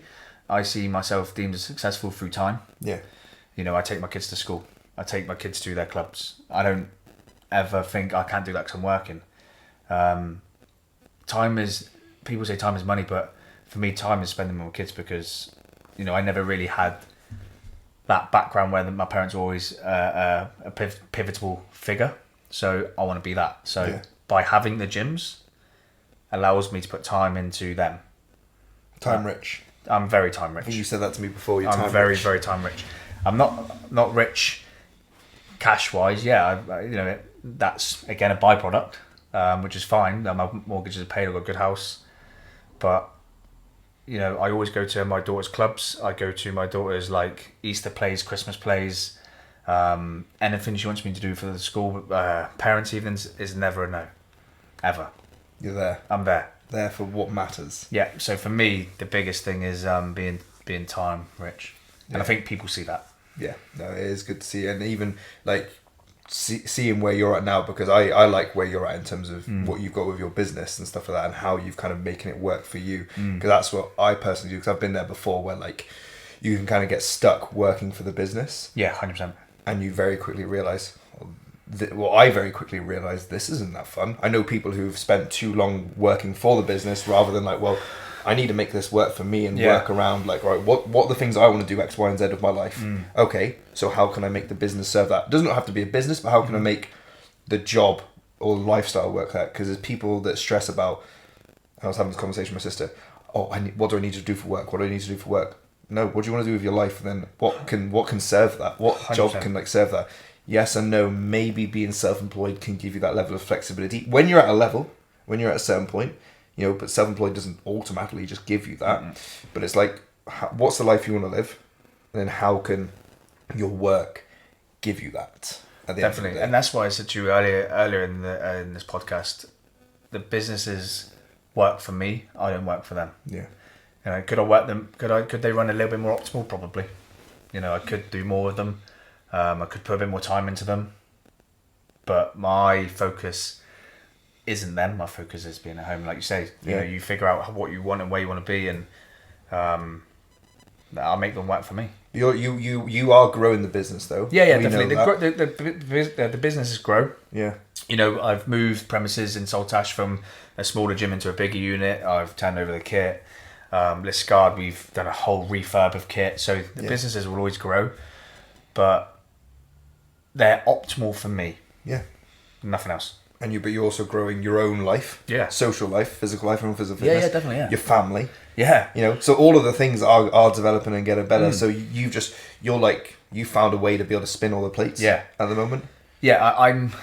When you say about spinning the plates, I'm better when my brain is busy. Yeah. My brain has to be busy. The kids take a massive part of that. Businesses take a big part of that now. Jiu-jitsu takes a big part of that. But I thrive. People say I'm semi-retired, but they have no idea what goes into it. Yeah. But also, I've been there. I've done the China Fleet at 6 a.m. till pro gym at 9-10 o'clock at night. You know, when Harper was born, I was hardly present because I was working. To where I am now, to like being more present with my boy because I'm more flexible. But yeah, man, I thrive off pressure. Yeah, and it's just you've got to a point right now though where life is now more on your terms. Mm-hmm. Like I said, yeah, to someone looking in on certain small snippets of your life, they may be like, "Oh yeah, Dean, you're retired, you're not doing much," but it's like, no, I'm doing a lot. It's just on my terms. Yeah, it's my terms. When my I want to do it, definitely. how I want to do it. You know. My with terms, who I want to do it with, stuff 100%. like that. I'm still in the gym at 6:30 every morning with a client, but that's because I enjoy that. And then I get home, I do the school run. I know people will laugh at that, but that's like you said, it's my terms. Yeah. And then I want to be there for those things. I can sometimes do a 10 o'clock because that's how I schedule my day. Yeah. And that's the thing. Like I make it work for me. Yeah, it's got to be that, hasn't it? It have to be. And like, I think times have changed as well. Like I see my mother and father-in-law; they've worked their arse off their whole life. My mother-in-law is retired recently. She's enjoying life now, which is great. But I don't want that, man. I don't want to be working for 50 years, then retire, and then my health's not great, and then you don't have time to live. Like people obviously laugh and joke because I go on holiday a lot, but that's because I want to. Like why wait till you're retired to do all this shit? Do it now. I feel a lot of people are in a rush to house, do all these things, get X amount of savings and stuff like that, and then they forget about experience and actual I living. actually need to just live. Yeah, people live. Like I work to live. The business is there to live. I don't live to work. I don't want to work and build a pension pot and have all this money in the bank to then get to 65, 70. And, you know, retirement age is getting later and later and later. So your health's going to be in a bit of a pickle. That's retirement age based on if you just had a normal job. Like yeah, you could, definitely. Yeah, I want to change that. Why I don't want to go through that. Yeah. So some people want to never stop working, and some people might want to stop really soon on. Yeah, exactly. You know? So I want it all to work for me. Like, and also if I want a week off and go on holiday, I ain't got no one to answer to either. Yeah. So I'm a big believer in don't just work for 40 years, retire, get a pension. You've got a house you've paid the mortgage on. That then funds your retirement home, and then gone. What's the point of that? No. Fuck that. Fuck that. So yeah, I'm a. What was it all for? Yeah, literally like. So yeah, I kind of watched that. You know, I don't want that life. I appreciate the work that's gone into it, but I'd rather do things now. You know, my kids have already gone on a lot of holidays. You know that some people don't even do in a lifetime. Yeah. but I think that experience and memories are made. Yeah. Rather than, kids will never remember the monetary value you've given them, like buying these presents, buying this, buying that, but they'll remember the memories you've been given. Yeah. And that's the biggest thing for me. Would you be happy if your kids took up the similar mindset? 100%. Yeah. And I think they can't not. When they see me and Louise obviously do what we do, we try and put a big emphasis on the kids that, like, if you work hard, you'll get something. But for Harper, at the moment, obviously she's a bit older, she's now realising that, if you work hard, you can get rewarded. And yeah, I think it'll be, again, product of your environment. They're in our environment, so they see us work hard. They don't just get it for nothing. They see us on the laptops late at night sometimes. Unfortunately, that's just the way it is. Sometimes we're not present at home because work does take over, but being a product of their environment, they can't not have that. Yeah. And as they grow, they'll come to see what it's given them. Yeah, and I'm not going to make it easy for them. Yeah. Not at all. Like, me and Louise will never make it easy for them. We've not had it easy, so I don't expect them to have it easy. I think it's important and imperative that they can show willing, like Harper doing all these clubs. Again, it's just a discipline. Yeah. And it'll be with work-life balance, hopefully, as she gets older. If she wants something, she can do it. But also, it's making sure that she does something she's happy with. Don't just get comfortable with doing something you're unhappy with. Like, I was a builder at one point and hated it. I was employed, I hated it. I didn't hate it, sorry. I can't imagine you doing labouring. Oh, mate, it's horrendous. Like, people laugh and joke at me saying, you should come on site with me for a day. And I'm like, nah, fuck that. What do I get out of it? What am I going to get from that, apart from a bad back and calluses? It's just not me, mate. Like, I've always been very bad at being told what to do. Yeah. Always. I'm stubborn. I'm argumentative. But I'm driven to make sure that I can be in the best possible position for me. Yeah. And that's it. It's like, do what you want, isn't it? Yeah. Everyone's got their own control. Yeah. You've got control over your life. Like, look how far you've come with your career. You make it work for you. Like, we had this conversation a few months back when you were training at 10 o'clock and you said you were lucky. Yeah. Because you can do it. And so you're not lucky. You're not lucky at all. You've worked hard to be able to work your schedule around to you, go into that 10 a.m. class. That's not luck. I have watched, ever since that, I have watched where I bring up the word luck now. It's true though, isn't it? There's no such thing as luck. You create your own luck. Yeah. I'm not lucky that I'm a gym owner. I built that. Yeah. You're not lucky you're at a 10 a.m. class at Chetmat. That's you've built that. Yeah. So it's you create your own fortune. You create your own luck. If you want something, you can make changes. Yeah. If you're stuck in a dead end 9 to 5 and you're unhappy with it, don't moan about it. Do something about it. I always say to anybody, like, do something you enjoy. You love the health and fitness game, so you're in the health and fitness game. I love being in the gym. It's my passion when I was a kid. I'm in the gym. So, I now love jiu-jitsu. Who knows what the future's going to hold. But, like, that's just the way it is. It's just follow your passion and, there's no such thing as luck. I still remember that conversation. Yeah, no. But it's true though, isn't it? It is, 100%. It's true though. And, well, I mean, we're sat here on a Friday morning. Yeah. Chilling. Coffee. Look on the podcast. And that's the thing, mate. Like, people might say to people, "Oh, you're lucky. You've got a PT, like, because they're funding it." Well, no, I'm not lucky. I just work hard to fund the PT. Yeah. And wherever there is business, because sometimes in the business game, people can be envious, which is a big thing. People just see the outside and they're like, "Oh, I'm envious of what you've got." Well, anybody can have that. You just got to want to work at it. Anybody. So I'm just in my lane. I stay in my lane. I'm in the gym game and stay in my lane. Same as you. You're in your game. You stay in your lane, and you're very successful at that because you don't care what other people are doing. Crushing the lanes. Yeah, just stay in the lane, man.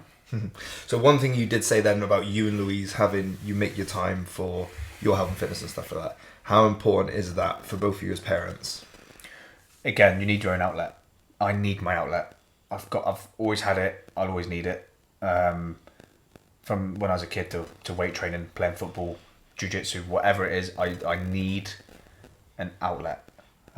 Mentally, physically, brain function, the lot, I need to have that. That's why it's not about motivation, it's like a discipline. I need to do it. And it's the same for Louise. Like, she needs to have a social aspect. She needs to train hard. She weight trains as well. She keeps herself fit and healthy. She plays football with the girls. She needs her outlet because, she's in a high corporate business, dealing with staff, being a mum, a fantastic mum. So she needs to be able to go away and be her still. So yeah, it's a massive factor. You have a lot of parents who maybe say they can't do stuff because of the kids managing their health and fitness and stuff like that. Yeah. So what would your advice be to those kind of parents? You know, obviously it's a little bit difficult. You got like single parents, stuff like that, time-wise, stuff like that. I think it comes down to, don't get me wrong, sometimes as a parent you can't prioritise yourself. Sometimes you do have to prioritise your kids, your family, and I get that. But there's always a way to be able to prioritise yourself. Whether or not I have now been that stay-at-home dad. I know the businesses have allowed me to do that, so taking the financial away from it. But in terms of my own health and fitness, when we had Arthur, Louise went straight back to work. I hadn't. So the way I got around that was just make sure I get out of the house. Podcasts, I could still do that. I still stayed active. You don't have to stay indoors. You don't have to, say these same four walls or whatever. I think sometimes parents put their own kind of mindset on it where they block it themselves. Yeah. Because they're not willing to work on themselves.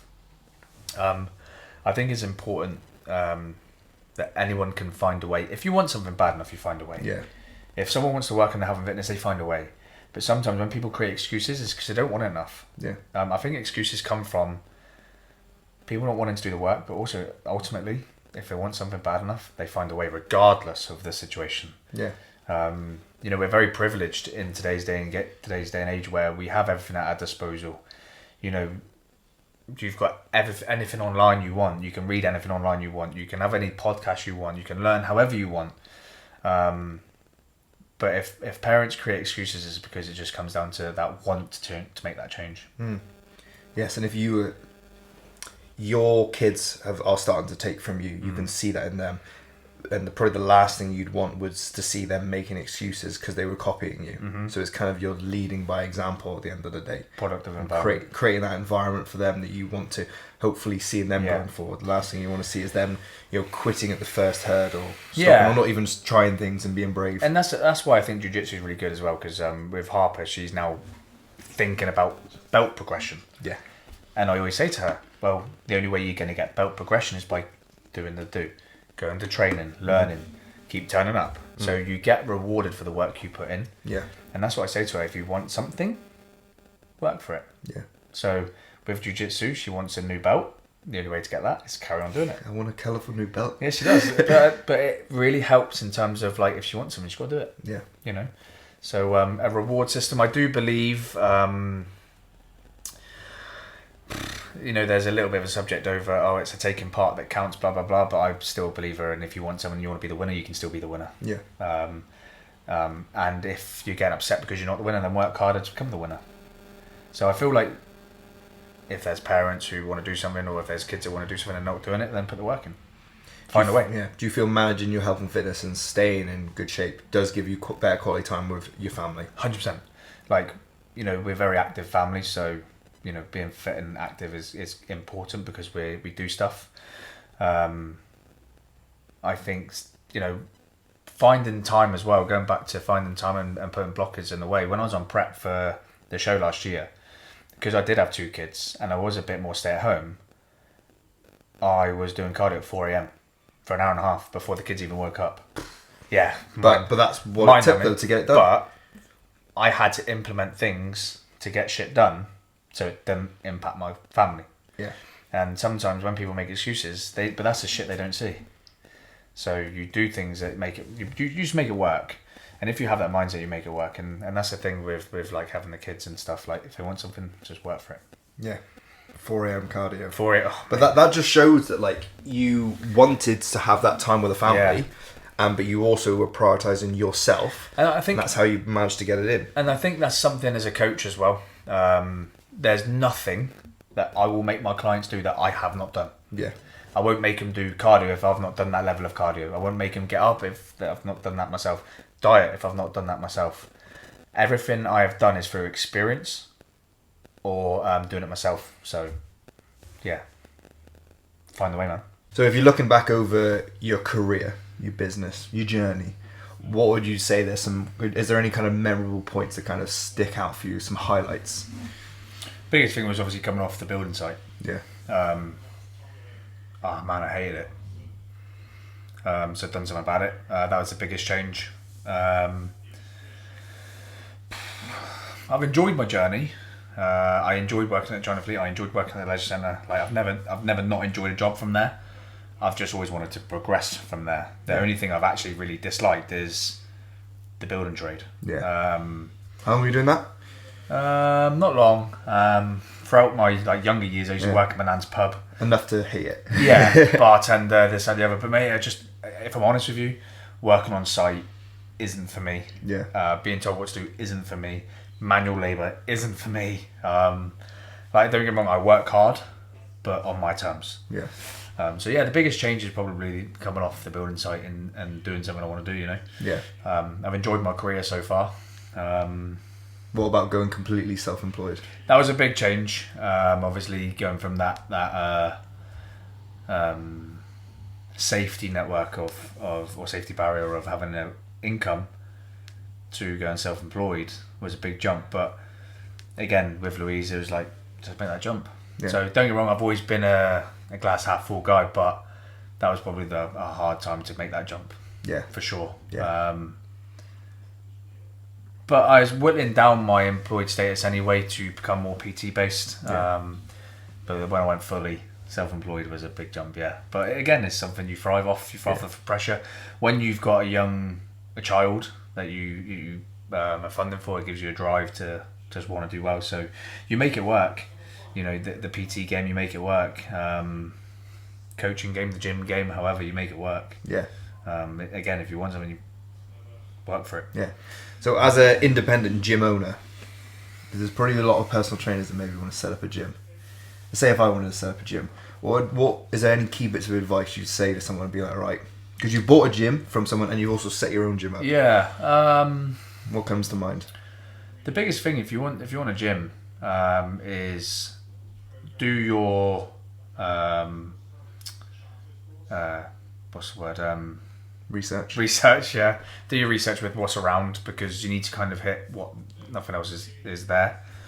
But also make the jump. Like if you want to do a gym, do it. There's I know it's big and scary. It is a financial outlay. People think gyms are easy, but it's not. Like with Liscard, we was on a very, very tight budget. With Saltash, we was on a tight budget. So you make it work. So with Liscard, we had a budget. We went over that budget, but we had a budget. We bought not as good kit just to get the doors open. First 12 months we're paying obviously the debt back to what we put in, and then we put the money back into the business again to make the business better. So you can start off, but just then let the business pay for itself. Start small, reinvest it. As long as you've got income elsewhere, then that's fine, because you still need income, but the business pay for the business, and then we make it better, which create more income. So I always say to everybody, if you want to start a gym, it's not as easy as it looks, contrary to belief. But if you put the right systems in place, good kit in the right area, then go for it. What are some of the things that you were not expected that came across from buying and then getting your own gym that you didn't expect? Was there anything? No, I think because I'd learnt the systems, it was both very much similar. I still had to grow Saltash because membership wasn't great. Yeah. I still had to make changes to Saltash, so I kind of lost that. At the time, I bought Saltash and it was very much a bodybuilding gym, and I wanted to change that, change the name, change the feel. With Liscard, I wanted to build a gym that was for everybody, not just a generic gym goer. So yeah, it's as long as you've got good systems in place, then it's fine. Good. And what's coming up for Dean Dark? What's to look forward to? There will be a third gym. Yeah. There definitely will be a third gym. TBC. Yeah, TBC, yeah. Imminently. We're working on it in the background at the moment. Again, when people see that what you're creating, people want a piece of the pie.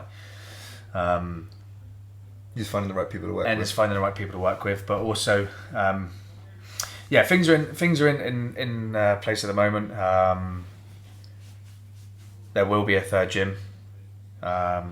It's just a matter of where and when. Yeah.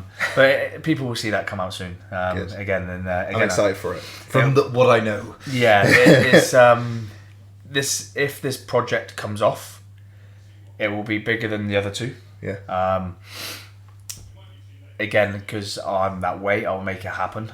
So yeah, it'll be bigger than the rest. So yeah, for me at the moment, I'm helping my current projects. I'm helping Centaur get their own place, Centaur Jiu Jitsu in Zoltash, and trying to help build that for Jamie. The third gym is on in the process. Yeah. Again to be confirmed. What about for your own training? Own training is jiu-jitsu. I'm not. Yeah, I think because so much of my focus, I know I'm doing my jiu-jitsu and but my goal is still my kids, and they will always come first. So it's making sure that Harper can get to her classes. Arthur's going to start his at some point. He does football now. But if I can carry on making time for me and my training, then it'll be jiu-jitsu. Nothing's going to change. What's there to come forward with the family then? What's what? Sorry. What's there to come with the family? Well, there's only ever going to be 2 kids because I've had the snip. As much as I love my kids, I have had the snip, so no more kids. Love them to death, but no more. Just cherish the ones you got then. Yeah, just cherishing the one I got. Enjoy your holidays, enjoy your time with them, being healthy. Just watch them grow really. Arthur starts full time in September, so I'll have more time. Because at the moment, for my own training, I only have very, very small windows. So Tuesdays, for instance, I have Arthur all day. I then got to pick Harper up from school. I then take Harper to jiu-jitsu in Liscard. I then come back. I put Arthur to bed. Louise comes home from football training. So that my only time to train is 8 till 9 on a Tuesday. Yeah. In Liscard again. Yeah. And I still do it. Yeah. You make it happen. I make it happen 8 to 9 on a Tuesday, but usually Wednesday, Thursday, Friday is between school hours to train mostly. But jiu-jitsu. I guess I'm just in a good place with jiu-jitsu at the moment. I'm enjoying it. I'm loving it. Comps. I don't know when the next comp will be. After your holiday. After the holiday, yes. I'll go away on Wednesday, obviously for 2 weeks. I'm going to see how the summer grading goes because I don't want to make any plans yet. Obviously, I'm not searching for the blue, but if I go blue, then I won't compete straight away because I don't want to get chinned. But you will. I'm gonna. You'll take 2 months and you'll compete. Yeah. Well, you will. We'll all book one. You'll be like, You'll get like FOMO. You'll be like, the boys are going to go compete. Do you know what, mate? I think that's what it is. It's FOMO. When you competed, when you went up and I didn't go, where was I? I was on holiday again. I think, wasn't I? Yeah, was it Wales? Bristol. Bristol. Yeah, I'd done the 8, and then 2 weeks later you'd done the Bristol. Yeah. And I was away, and I made a serious FOMO. It's just I love the camaraderie of it. Yeah. When we went up to Wales the other week, it's brilliant, man. Yeah. It's fun. Cool, it's isn't fun it? Just going up. All got the nerves. All know how everyone's feeling. It's just like, and then watch everyone nerves. go. Yeah. Nerves. I shit my pants. I can't help that. That's something about jiu-jitsu I cannot help. I think with football, you're part of a team. Bodybuilding, you can't change it. Yeah. And you're probably so drained anyway to be fucking nervous. Yeah, so you have no nerves, but Yeah. jiu-jitsu, man, mate, the anxiety, the nerves, adrenaline, I've never felt anything like it. Yeah. Putting yourself in uncomfortable positions is where you grow as a person. But you love it though, don't you? Oh, mate, it's love Fucking it. you chase it every time. Every time, yeah. I can't help it. Yeah, it's just the way it is. Yeah. I mean, it's same for you though, like, look how far you've come in your jiu-jitsu journey. Like, when you start, you can't stop. Yeah. Like, seeing, you've done the bodybuilding, you've done your coaching, you do all that, but now you're doing jiu-jitsu, it's like, you've done it, what, 3 years now? 2 years? No, 2. 2 years? 2, yeah. Yeah, it's mental, and look at your progress in that. And do you think you'll ever be doing it like this? I had no clue. I had no clue don't. what it was going to bring for me. I thought it would just be something I'd go to once a week. Yeah. And I'll spend most days there. But you're like me though. When you're doing something and you're not kind of good at that, makes you want to get better. Yeah. And that's the biggest thing for me. Like, I go to training and I assess myself on everybody I train with. I think, okay, I need to either survive at this or I need to survive at that person. And when I see myself getting better at these situations, I think, okay, I'm doing all right. But when you're still getting chinned week in, week out, I just want to get better. Yeah. And I think that's what it is with jiu-jitsu. You just want to get better. Yeah. 100%. And let's be honest, you never complete jiu-jitsu. No. Like, not at all. No one ever completes jiu-jitsu, so maybe we're going to be here in 20 years' time probably talking about it, no doubt. Yeah, fucking bad. I'm going to be getting battered by my daughter and my son, no doubt. They're going to be killers. So yeah, that's... Well, exciting things to come. Yeah, man. Yeah, it's going to be good to see. It's been good to see. Have you enjoyed this? But the podcast, yeah, class, mate. Yeah, awesome. It's my first one, actually. First ever one. Good to have you on it. Yeah, someone else actually on the casting couch. Yeah, the casting couch. I've seen this couch before. Yeah, and love it, man. Yeah, I won't say where, but yeah, no, it's good. It's good to talk about my journey. Like sometimes you don't realise like the journey you've been on. I can be a bit blasé with it because it's just the way it is. Yeah. Like I get not complacent. Complacent's not the right word, but like I just go through it. Like coming from being a council house kid without a pot to piss in, I've created my own fortune. I'm creating a base for the kids that I never had. Yeah. With the businesses I've got and a family I've got, sometimes I don't process it. Yeah. It's just the way it is. Yeah, it's nice just to reflect on every now and then. So it's pretty cool to kind of go over my journey. You know, there'll be a lot of people that are envious as well, but you know, if they saw what I had to what I have now, then they'd be like, oh, okay, fair enough. Yeah. I've never been given a penny. Everything that is that we have, me and Louise have, is all earned. So yeah, and you never know. Next week I might not even be here. So at least I've had a nice life until. Respect to that, my man. Thank you for coming on, bro. I'll put your information in the comments below. Yeah, man. My man. Peace.